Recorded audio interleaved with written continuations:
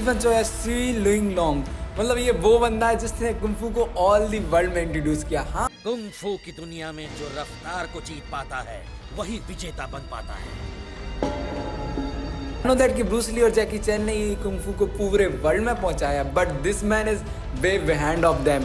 मतलब जैकी चैन और हमारे कुंफू के मास्टर ब्रूस ली के भी पहले ये इस बंदे की मूवी से हमें पता चला कि कुंफू क्या चीज़ होती है। मतलब I really expired that this is the really thing आप कुंफू कैन डू। मतलब इमेजिनेशन इज अनरियलिस्टिक। मतलब कुंफू असल वो मूवी है जिसमें भाई हमने स्टीफन लॉ का प्राइम फेस देखा था भाई, कितना ही ज़्यादा मस्त। मतलब उसका मतलब वो दिखने में इतना बदसूरत और फाइट करने में इतना ज़्यादा ताबड़तोड़ था कि भाई अमेज कर देता था। अपने हाथों से मारना चाहता हूँ तुझे, या तो फिर मरना चाहता हूँ तुम्हारे।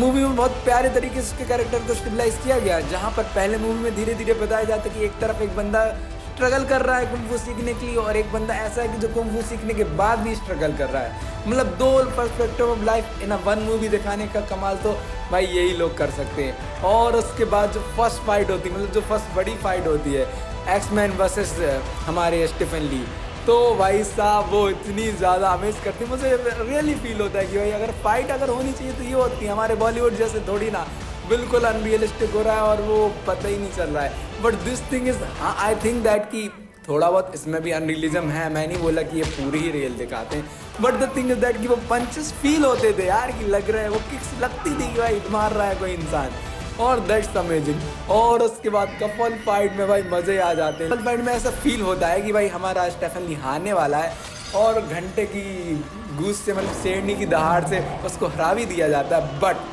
वो कम बैक करता और उसी बजाते हैं मियाँ बीवी की तुम सोच भी नहीं सकते।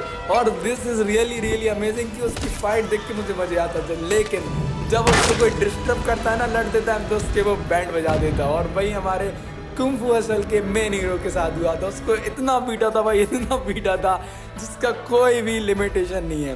एंड आफ्टर दैट ये चीज़ें यही नहीं ख़त्म होती। उसका वो फ्रॉक कुंफू तो भाई साहब आज भी मेरी मूवी में है। मतलब उसका तो वो फ्रॉक कुंफू आज भी मेरे माइंड में कैसे ओढ़ के वो अपने घुसंड मारता था भाई साहब। मतलब फाइनल बैटल में वी नो दैट कि भाई जीतने वही वाला है, मतलब हमारा हीरो ही जीतने वाला है, बट उसने फ्रॉक कुंफू के थ्रू ऐसे ऐसे घुसंड मारे ना सबको कि भाई मज़ा आ गया।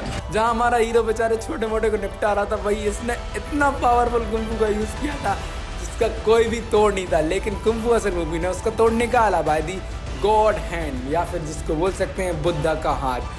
तो दैट्स रियली रियली अमेजिंग। और आज उसकी डेथ, मतलब उसकी मृत्यु के समय मैं उसको रिमेजाइज कर रहा हूँ। आज की डेथ पे हम उसको रिमेंबर कर रहे हैं क्योंकि Stefan Lee is that king जो रियल यार कुंफू तुमने कहीं भी देखा, but this kung fu is really really amazing.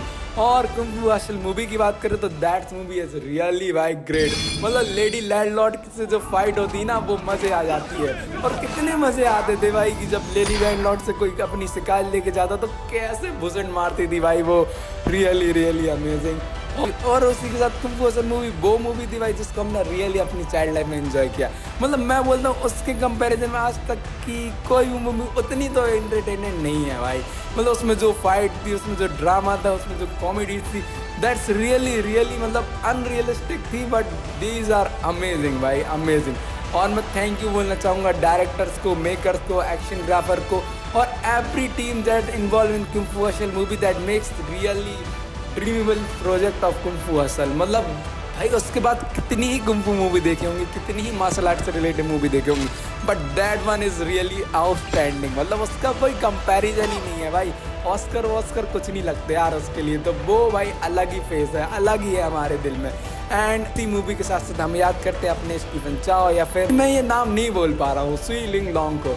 और शायद ऐसी रिमेंबर मेमोरीज के साथ मैं आपके साथ आता रहूँगा। तो प्लीज़ यार यूट्यूब को सब्सक्राइब करो, लाइक करो और ठोक दो यार 1000 सब्सक्राइब। उसके बाद ही मैं नई वीडियोस ला पाऊँगा भाई। तब तक तो भाई मोटिवेशन ही नहीं आ रहा, तो मैं कैसे वीडियोस बनाऊँगा।